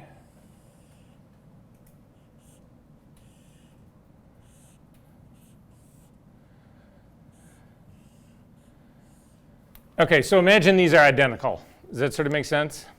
Okay, this A right here, it's made up of pixels. So the entire thing, it's simply filled in. It's just like a photograph. It's entirely solid. It's all full of pixels. And if you take this image, and let's say it's just a typical, the typical sort of like logo size that you would have. I mean, type size. So it would be sort of like the sort of like type on the edge of this guy. Or, this type that you would use for your stationery, something like that. So 24 points, something like that. Does this sort of make sense about what you would do, right? But let's say then you take this 24-point type and you crush it down. You make it really, really, really small. So you take it down because you want a really little baby logo that'll just be like the copyright on an image or something that you would run underneath an image for like in a magazine or something like that. But then you decide, okay, well, it was really small. I want it to go back again, and you blow it back up again back up to 24-point. It falls completely apart because this is, when you made it really small, you threw away all the pixel content, and then when you make it big again, it falls apart. Does that sort of make sense? I'll show you an example of this on screen in just a second. However, this A is a completely different A. What this A is made up of are points, and there's a point right here, a point right here, one here, one here, one here, one here, one here, and one here, here, here, here, and here. This ends up being a mathematical description of this shape using these points. You can make this as small as you want, as big as you want. You can make it gigantic. You can make it small again. You can keep doing a transform all in and out of it. It never is ever degraded because this is a mathematical description of this line. Does that make sense? So that's what a vector is all about. One is actually a rasterized image. That's what typical most photographs are. But this stuff right here is actually, your logo should be something that is vector based. So to show you that really quickly, I'm going to go through the rest of this part. I'm going to come back to that and I will show it to you in real time in Photoshop. Okay. Versatile and also appropriate. Again, this goes back to your branding and who you're actually targeting this for. So these are some examples of logos that again deal with branding here, that they are connected as far as those things go. And you can see in some of these things that tend to be like here, just in looking at the color range that's sort of like going on in here, I'm thinking about something that's a little bit lighter, a little bit heavy, not quite as heavy, all that kind of stuff. Whatever I look at the kind of type quality in here, it actually seems to fit all of that. Those two seem, it's a color palette that seems to be connected to the type that they've actually chosen for this. So again, you don't have to have a camera in your logo. These are examples of photographers who do not, they are all photographers, and this is their logos. In some of these cases, again, you'll see here, I wonder what this person actually shoots. Would you guess? She's either a really misplaced dog lover or she shoots animals. Again, it does not have to have a camera in it. In some cases, it can have cameras in it. Some of these have become really sort of like stylized. And anyway, just things to consider. Your logo might actually take some time to develop. So if you take a look through these are two examples. This is an example of Kim Green Photography, and these are all the iterations that they ultimately went through. I'm not sure whether it was Kim themselves or they had hired someone to do it, but you can sort of see the progression and the path that it takes. And you can see some of the elements that start off right at the very beginning ultimately end up in the end. There's a whole sort of like softer, sort of like flourishy, kind of scripty sort of style here that ends up being the border down here, or not being the border, but those are elements that were actually connected in common. This is another one over here that tends to be a little bit more graphic in its nature. It's not quite so flourishy, scripty, that kind of stuff, whatever here. So good rules of logo design, and I think that this thing is actually a pretty good place for you sort of to start if you are going to try to work on your own, or if you're having a conversation with a designer to help you do this. Should be able to be printed in one solid color. We already talked about this. I like this one about printing it in reverse. So if this holds true for a lot of different things in advertising as well. Invert it. and see if it still works. If it works inverted as well as it did in the version that you did of it, then there's a good chance it's probably a pretty solid logo. Should be legible at the size of a quarter or smaller. I would totally agree with that part. And then again, be in vector format. I'll show you exactly what the difference is in just a second. So where do you start with this? Again, this goes back to a lot of your branding statement in the beginning. What is your message? What are you trying to convey about your business? Who is your audience? And again, this becomes critical. I suggest this to everyone because this goes back to some of the conversation we had here in the very, very, very beginning. Well, I'm really hesitant to steal. I'm really hesitant to take someone else's ideas and copy that in your work. I would suggest that you do this in your logo as well. That is at least the place that you begin for your logo.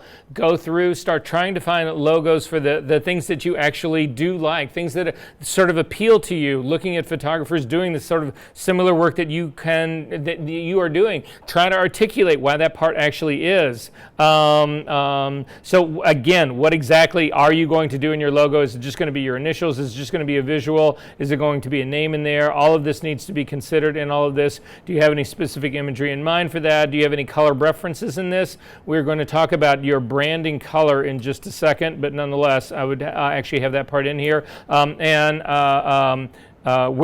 will you be using this logo is going to be, I would argue that your logo should be everywhere.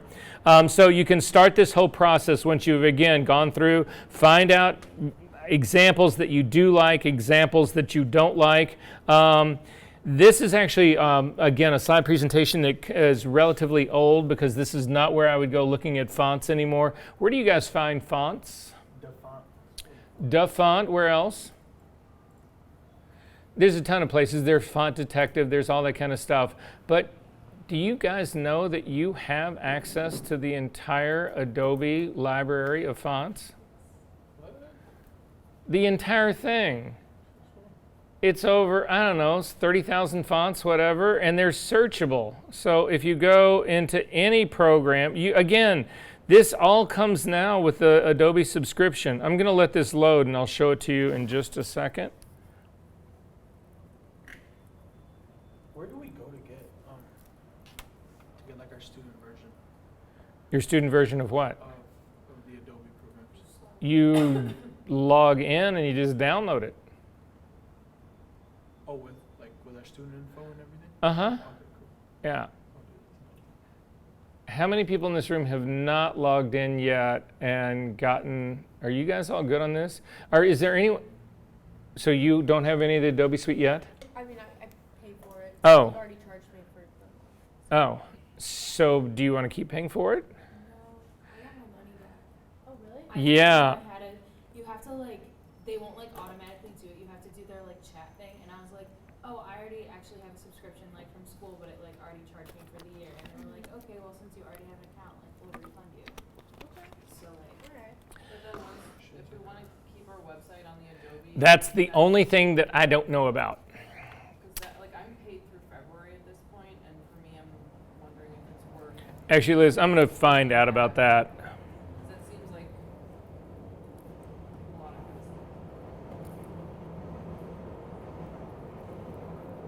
I know you can transfer all the assets that exist on their servers, except I don't know about the My Portfolio part. I know everything else. If you've got Lightroom libraries, if you've got files up there, if you've got any of that kind of stuff, that all migrates. That I know. But this we'll have to actually check on because I don't want anybody who's done all that work to lose it. Okay, sorry. So at any rate, but these are, DaFont is a great place to go for that, but all I'm trying to say to you right now is that you don't have to deal with free fonts anymore. You can actually get, again, Adobe Library has bought out. The only other ones that I know that really exist separate from Adobe's library right now is the Linotype library, but at any rate. Then start to just sketch examples and just, go for it here. Again, I don't know that you necessarily need to go quite this extensive here, but play with ideas. If you're sitting here and you're absolutely bored to death with this class, at least you should be spending time sketching logos on a piece of paper or doing something like that. There's a video here, and I think this link is broken, but you can try it. How many people in here are actually have a color palette for your brand? Trying to develop one. You're trying to develop one right now. I need everybody to do this with me. So if you can get online, you should be able to get to this place even without being signed on, because I want to talk to you about this. I'm going to show it to you really quickly, and then we're going to go there really fast. But it's pretty amazing, I think.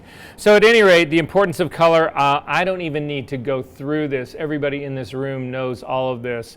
There's an emotional connection, a physical connection, all of this. Color says volumes about you. So here it says creating a color palette, and it's talking about Adobe Color with C-U-L-E-R. This is actually the older version of the name, but this is an Adobe misbranding. So I'm going to show it to you. I need everybody to do this with me. I need you to go onto a website, just open up a browser, and go to a new screen and type in Adobe Color. And say, okay, and it'll do a search for it, and you'll see right here, it comes up and it's called Adobe Color right here. You don't see this any other weird name on it. Again, the old version of this, they spelled color with, it was instead of C-O-L-O-R, it was K-U-L-O-R. But anyway, this is it. So if you simply click on this, it will actually take you to this website. And in the very beginning, you have got a whole series of possibilities. Now, your screen may come up different than mine. A lot of it has to do with trying to look at color palettes here in different ways. So if you take a look on the left-hand side here, you can see that there is the first button that you can hit is analogous color. And basically what this means is it's a family of colors where they're very close to one another, they're related. If we take a look and we think about this as the color wheel, you can see that there are 5 little spots on here. Those spots are represented actually on the color wheel by these little discs, and they show you the readout down here of what those are. They also give you this weird notation right down here in the bottom. Does anybody have any idea what these things mean? Is that like their name? I just call them their names. So what name is this first guy right here? FFEDE6. Oh, okay. So it's the hex code for this. That's what it's called. So for instance, if you double click on this name, so it's not the name, it's a numerical designation of this color. If you simply copy that, I'm going to copy it here, it's the easiest way, then I'm going to go into Photoshop and I'm going to click on the foreground color picker. It's this code number right here. If you paste that code number into this right now, that is the color. And so this now is the color that we just picked from that. And that's how you used to actually have to deal with the stuff that was in Adobe Color. It's not the way you have to deal with it any longer. So again, I'm going to go back to this. So that would be analogous color. You can actually click on these things and move them around so that you can actually tweak your own color. So you can move these guys in different positions, whatever. You see when you move one, they tend to all move together because it's trying to keep that analogous quality together. Again, it's meaning that it is in a very small similar family range. If you click on monochromatic, it will actually take you, you'll see that there's only 2 points that exist here, although it's doing a series that are in between. So basically, if we look at what's going on in the color wheel right here, as you start in the center, you have a complete lack of saturation. As you start to move out to the edges, it is increasingly in more saturation. These colors all fall on a single line here, which means they all have the same hue, and that's why they're actually referred to as monochromatic. If we go to triad here, again, these will now deal with not necessarily, well, they're not complementary colors by any means, but they would be a triangle on this color wheel right here. Complementary colors will be colors that are directly across from one another. Compound colors actually start to deal with things that would be pulled in different quadrants of this. So you can see you've sort of got a warm contingent here, and then you've got a cooler contingent here. You can also deal with shades, and you can also deal with custom. How many of you guys actually have an image that you can get to really quickly? So I'm going to find an image from my computer. So I want you, and it should be a relatively low res, but it can be one of your images. So I'm going to go to, and it should be JPEG. I don't think that that's necessarily a requirement, but I think it might be. All right, here. This is a perfect example. This is a Palo Reversi photograph, and I am going to extract its color. Oh, this isn't a really good one because it's very limited color palette. Here, this is one of my images, so I can extract this color palette. So with this image right here, if you go back into this Adobe Color, click on Extract from an Image, and then drag and drop that image that you just found onto the website.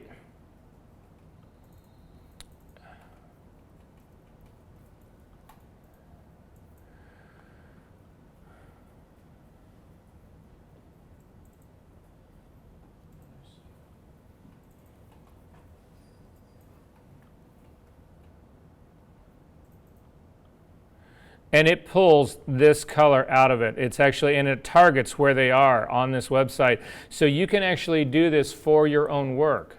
But one of the beautiful things about this too is if you take a look at this screen right here, if you come over here, it says sign into Creative Cloud to save this color theme. So I'm going to click on my sign in. I should actually already be signed in, but I'm going to go back to my enterprise. This is how all of us now at Columbia College are doing it this very same way right here. So it's taking me to my sign-in. These are the current palettes that I've actually got going on in my old one, so I need to extract that guy again. So again, I'm going to extract this from an image, drag it on the top. It gives me that color palette right here. I can now save this to my library. So I'm going to leave it with this color name, and I'm going to simply hit Save. And it says save, it was successfully saved to your library. And now in Photoshop, did I just say library? Go up to Windows, down to Libraries.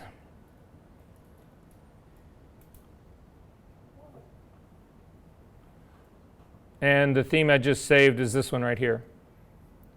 So that automatically brings it in. These are now all sampleable colors. So again, I can click on my foreground color picker and come over here and click on that.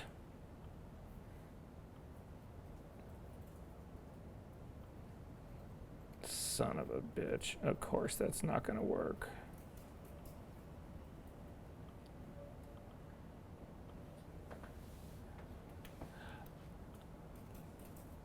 Oh, just clicking on it. I didn't need to go to the color picker. It actually simply puts it in as my foreground color. So it's a way for you to take a group of your images and find out the tones that are dominant in your images. And you can use that as a jumping off point for developing the color palette for your brand. Does this make sense? This is an incredibly powerful tool, guys. I think it's something that I would seriously be spending some time with and in. Okay, so that's that part right here. So again, this is just all about color. This is showing you exactly what I just showed you. These are additional tips that are in here. You can get the hex code or any of that. Mood boards is the very last thing that we're going to talk about, and we can get this done in 3 minutes. So I'm also asking you at a certain point here to develop a mood board. How many people in this room have no idea what a mood board is? So what have you done mood boards before? Have you done them before, or you just know what they are? What do you do it for? Well, like mostly I had to do it like for my internship. We did like a pitch project where we were like pitching a show, so we had to do it for all the like visuals. Okay. The show. Okay. Other people. What? I do it for like models and like makeup artists we use just to show them the overall like look and vibe I want for the shoot. Absolutely. That's where I do most of my mood board work, whatever, and they're extensive. They're everything. So in your mood boards, do you have color palette? Yeah, I'll do color palette, inspo photos, like of the hair, makeup, of the outfits, like daytime and all the Right. And so that helps you in your conversation with the hair and makeup people, right? It helps you in your conversation with the model. Do you do posing as well? Yeah, you do every sort of like aspect of it. You try to anticipate everything ahead of time and to develop that board. When you're actually doing that, when you actually are developing it out and you're doing all the research and that kind of stuff, does that help solidify in your own mind what it is you really want to do? Yeah. So a lot of times it's not just about, okay, I've got this 100% idea fleshed out in my mind and now I just need to translate it to other people by showing them these pictures. A lot of times it's the exploration by putting them together that you say, I really don't like this direction. I think, but this really is interesting to me. I'm going to go in this path. Does that happen? It does for me all the time. And so one of the assignments for this class is I'm asking you guys to develop a mood board for your portfolio. And again, it would contain elements like the color palette that you want to use for it, the typefaces that you want to use for it, any other examples of layout and design. So let me ask you guys, for those of you who do have a portfolio, are all the pictures in your portfolio laid out the exact same way? Here, there was a Matthew Ralston image that was just open earlier. I'm going to open this up.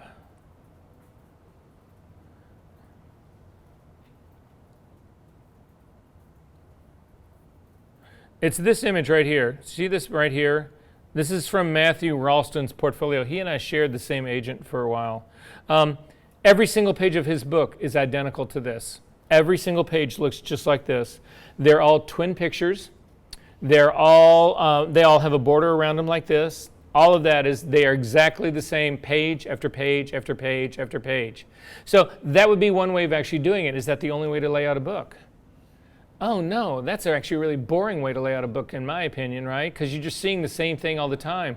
I personally prefer a portfolio when I'm going through it to see images that shrink, that are smaller, ones that are larger, ones that are full bleed, some that are completely off center.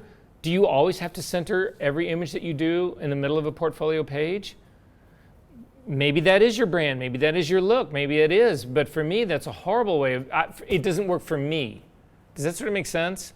So again, what your mood board can do is help you develop the layout and the style of how you want the pages of your portfolio to be.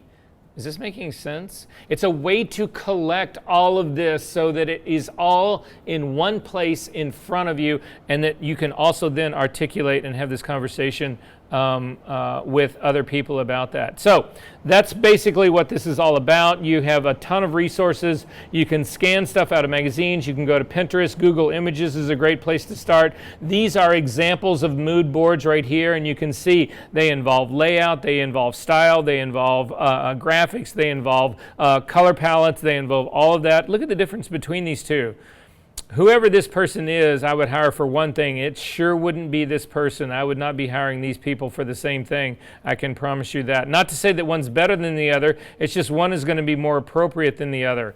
So these are, again, just a series of mood boards that are going through here. Some of these have color palettes. Some of these don't have color palettes. It would be interesting to see you actually pull together what you thought was the best of your mood boards, shoot a copy of the mood board with your phone and load your phone image up to Adobe Color and see what color palette it kicked out based on your mood board. That to me would be a really interesting exercise. But anyway, that's what's going on in here. Now I can assure you, this is not my slide. I can promise you that on every level, in every way, shape, or form, I would never do this. Ever. Ever. This is as A brand for me as I can possibly imagine. But at any rate.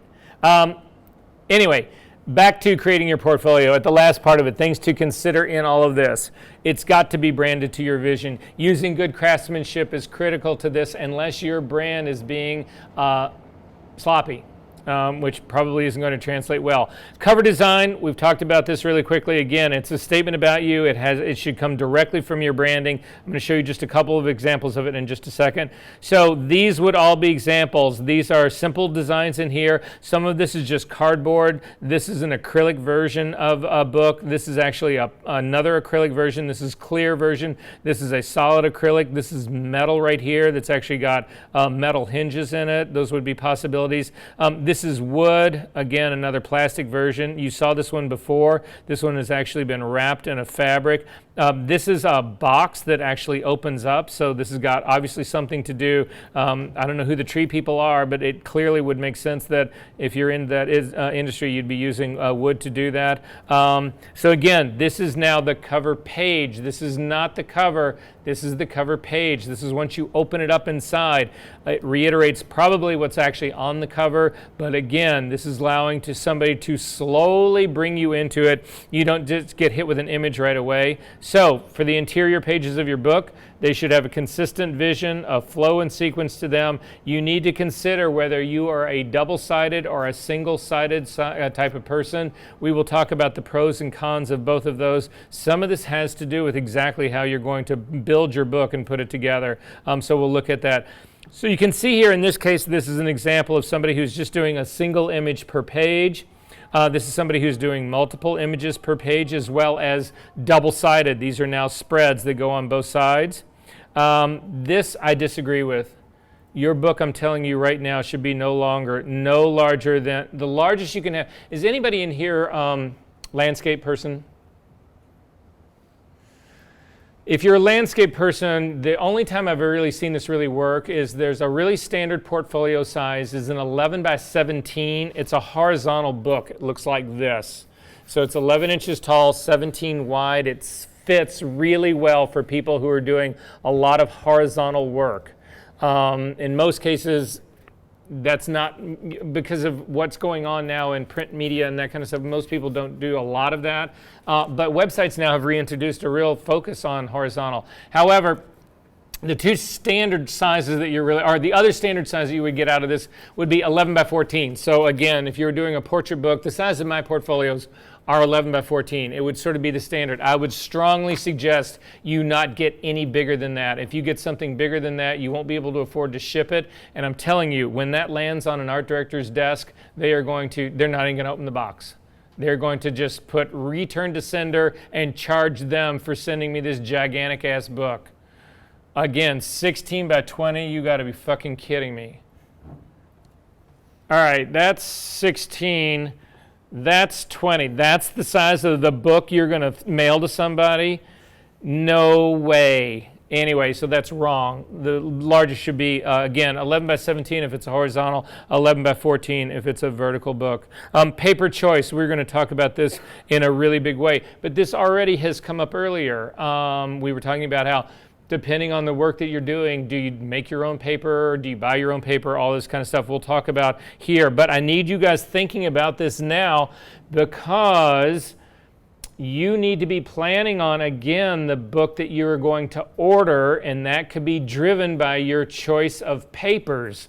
So we need to be thinking and considering all of these issues before that time comes. Are we good on this part? Okay. And then finally, this is what end pages actually looks like. This would actually be a client list. This is a tear sheet page right here. And then finally, this is a contact information page. Are there questions about any of this? Shoot. How much generally do you think it's going to cost? To do a portfolio. Okay.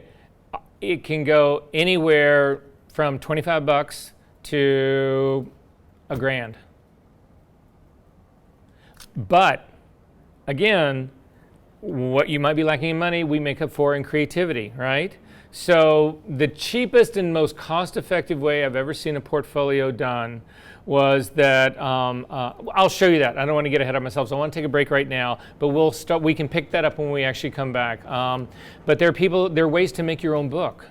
And that would probably certainly be the most cost-effective way to do it. But make beautiful books. All right. So guys, I have got, let's call this 10 after. If you could be back at 25 after, that would be great. And then we'll actually start doing some work on our images. Are there any other questions about this first? Are we good?